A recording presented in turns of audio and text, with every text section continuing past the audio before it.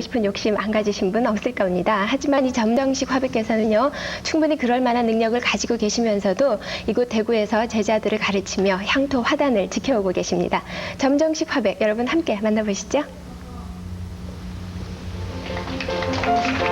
그림 외길을 걸어온 올해 77의 서양 화가 정점식 화백.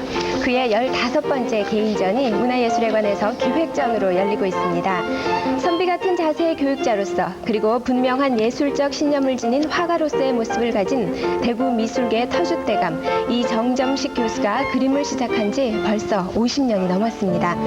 변화가 많다는 현대생활에서 평생을 그림과 함께 보내고 그리고 교육에 열의를 바치며 고집스럽게 살아온 그의 모습은 오랜 세월 동안 퇴색하지 않고 우리에게 남아있을 성실한 생활인의 모습입니다.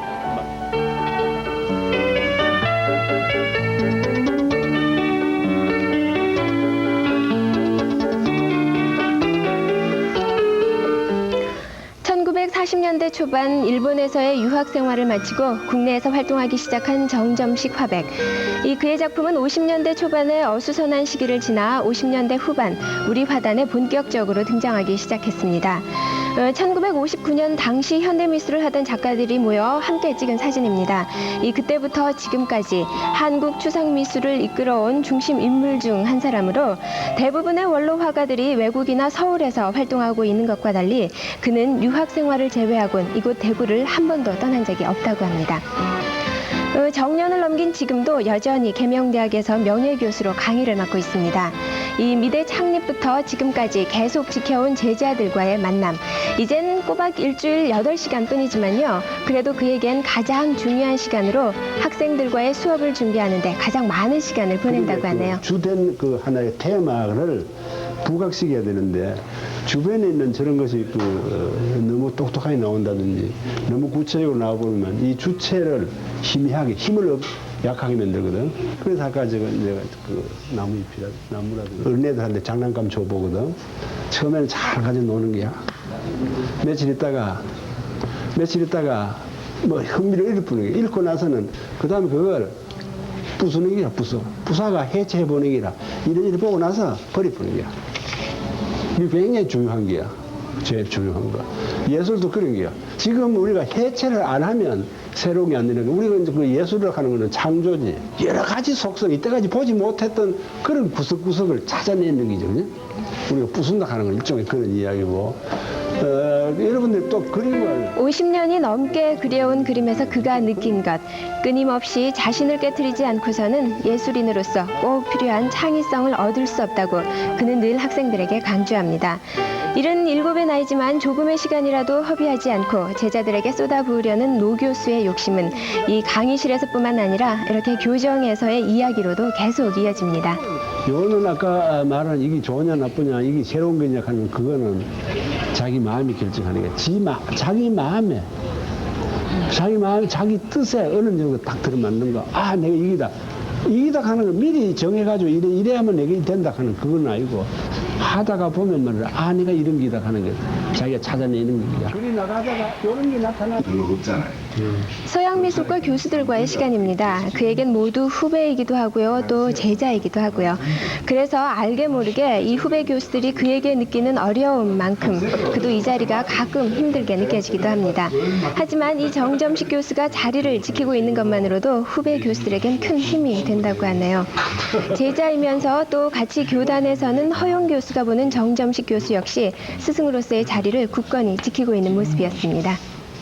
제가 참 고등학교 때 어릴 때 선생님을 뵙는 상이나 지금이나 다른 분하고 특이한 점이 있다면 늘 그 자세가 한결같고 또 같은 어떤 인격을 갖다가 갖추고 있다 하는 그런 걸 늘 이렇게 감명 깊게 생각하고 있고 또 항상 선생님이 자세가 흐트러짐이 없고 또 제자를 대하는 게 누구한테 어떤 그 편파적으로 대한다든지 편견을 가지고 계시는 그런 걸 전혀 못 느끼고 있습니다. 그래서 지금 뭐 화가이자 또 교단에서 교편을 잡고 계시는 분이지만 어떤 의미로서는 그 훌륭한 인격자로서의 자질을 갖추고 있는 거 아니냐. 항상 저희들은 그 존경심을 가지고 있으면서 또한 그런 태도를 갖다 배워야겠다는 그런 생각을 하고 있습니다. 강의가 없는 날이거나 쉬는 날이면 이 정점식 교수는 아내와 함께 산책을 나갑니다. 이젠 사남매를 모두 출가시키고 부부 둘이서만 살게 된 것도 벌써 그럭저럭 15년이 넘었습니다.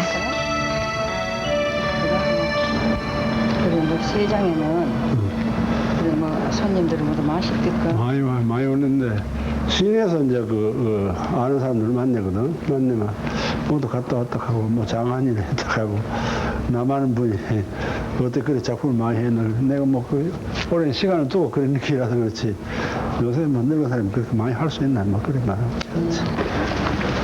아 여기 좋다. 완전히 녹음이 우거지고 한여름이야.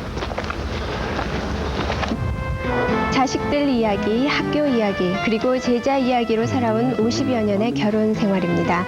요즘 젊은이들처럼 아내에게 잘해주진 못했지만 그냥 오랜 친구처럼 그의 곁에 있어주는 아내가 그에겐 고마울 따름입니다. 아내 역시 아직 그 나이에도 자식들 신세지지 않고 스스로 생활비를 벌어 이 늙은 부부가 생활할 수 있음도 남편에게서 느끼는 자랑임을 알고 있습니다. 정점식 화백의 평범한 하루에는 그냥 보내는 시간이 거의 없습니다. 그의 나이가 의심스러울 만큼 활발한 활동을 하고 있는 정점식 화백. 이 그림에 쏟는 그의 정열만큼이나 글에 대한 그의 욕심도 많습니다. 이 항상 하루를 정리한다는 생각으로 틈틈이 쓰기 시작한 글이 벌써 3권의 에세이집으로 나온 것이지요. 그림 이야기와 자신의 이야기 그리고 우리 주위의 생활 이야기가 편안하게 담긴 그의 책들입니다. 이 1981년에 처음으로 아트로포스의 가위를 출판했고요. 85년엔 현실과 허상을 그리고 지난해엔 선택의 지혜라는 책을 펴내서 그의 왕성한 지적 활동도 보여주고 있습니다. 하지만 이렇게 자신의 일에만 전념해온 남편의 생활에 그리고 이해하기 어려운 그의 작품에 대해서 아내는 또 아내대로 불평이 있습니다.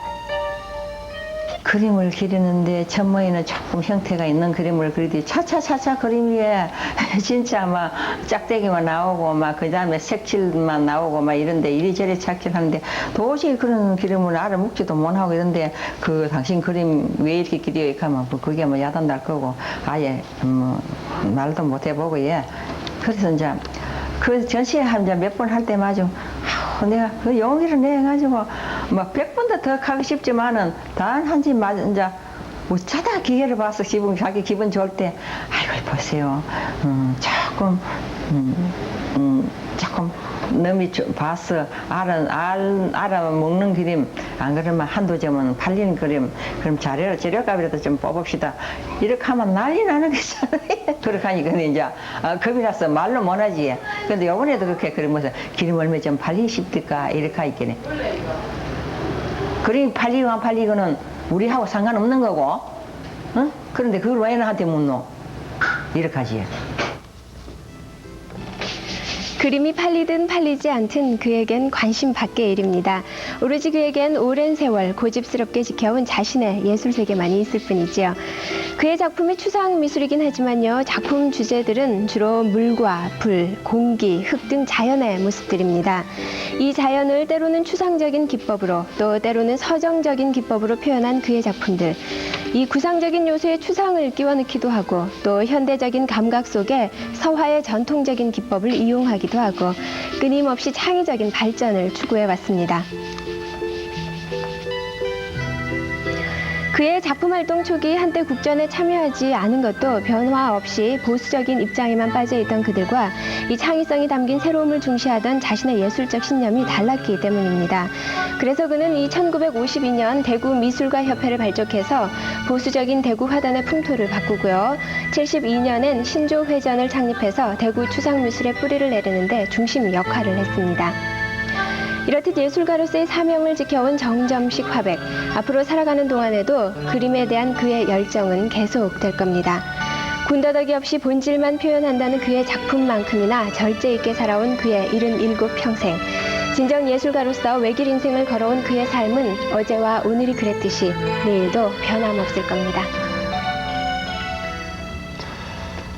네, 대단하신 분입니다. 예, 이제는 뭐 나이에 따른 경륜, 융통성까지 갖고 계셔서요. 동료 교수들에게도 예. 아주 훌륭한 스승으로 인정받고 계신 것 네, 같아요. 제가 듣기로는 말이죠. 이번 전시회에 전시된 작품을 모두 학교에 기부할 것이다 이렇게 얘기하는데 맞습니까? 예, 사모님께서 아까 뭐 8년이야, 8년이야 이렇게 네. 물으셨는데요. 이번에 29일까지 전시를 하거든요. 근데 이제 그 80여 점쯤 되는 작품 모두를 이제 개대 기증을 하셨습니다. 그러니까 이제 그 그림이 팔려도 이제는 이 계명대학 발전 기금으로 쓰이게 되는 거죠. 네, 스승으로서 정말 아낌없이 예. 내놓으셨는데 예. 앞으로 작품 활동 계속 하실 예, 거죠? 그럼요. 이제 예. 건강이 허락할 때까지 예. 작품 활동 계속 하시고요. 그리고 제자들도 계속 가르치시고, 그리고 앞으로 희망이 있으시다면요. 이 80쯤 되셨을 때 회고전 한번 갖고 싶은 게 희망이라고 네. 그러시더라고요. 더욱더 건강하셔야만 좋은 작품을 더 우리에게 보여주실 수 있는 예, 거예요. 그렇죠. 그리고 제자들도 더 많이 오랫동안 배울 수가 있고요.